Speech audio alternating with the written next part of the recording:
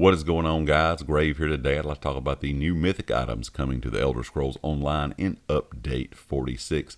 Over the coming days here, I'm going to make some videos talking about the different sets that are available in the game in Update 46. So your Overland sets, your Dungeon sets, your Trial sets. But mainly, in this video, I want to talk about the Mythics. All three of these are interesting, but there's only one of them that really stands out. The other two I'm not really sure about. The first one, of course, the one that stands out, the one that everyone has been talking about, is the medium shoulder, the Voidmantle. This is going to reduce the damage of your light attacks by 50%. Dealing damage with a light attack restores magic or stamina depending on your equipped weapon type. Gain additional resources when damaging an off-balance enemy and less resources when damaging a blocking enemy. Increase the damage of your heavy attacks by 50%. Heavy attacks no longer restore resources. Now, this is going to be an interesting one because all the testing on the public test server do show that this is going to actually give you some more damage. I mean, this is definitely buffing up those heavy attack damage builds, but at the same time, it's going to be something that you're going to have to get used to because, first of all, your heavy attacks are no longer restoring resources, and most heavy attack builds are used to, hitting that heavy attack, casting an ability, heavy attack, casting ability, and so on. So now you're going to have to work some light attacks in there to gain resources. Also, you're going to have to keep in mind, if you're blocking a lot, which in some situations you may be, you're going to have some of those resources taken away, or you're going to get less resource recovery there. And you're going to have to try to remember to work in a way to have more off balance and keep that up in your rotation. I think this is definitely going to be a really good Mythic for heavy attack builds. I think it's going to take a while for some players to get used to using it compared to how they're used to playing with heavy attack builds.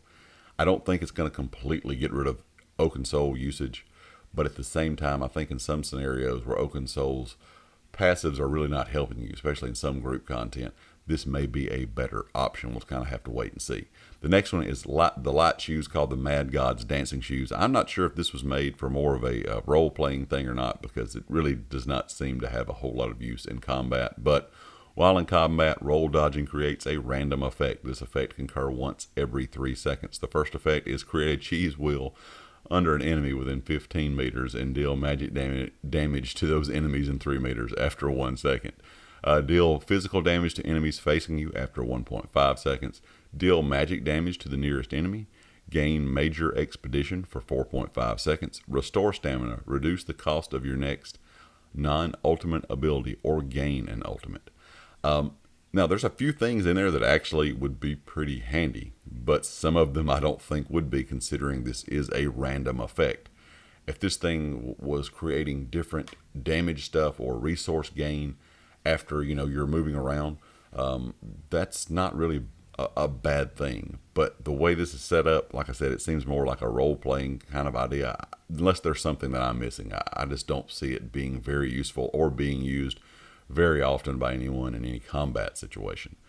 Of course, last but not least, we have the Reforged ring while in combat, and on your primary weapon you gain major force, minor berserk, and minor vulnerability, and while in combat on your secondary weapon you gain major protection, minor vitality, and minor timidity.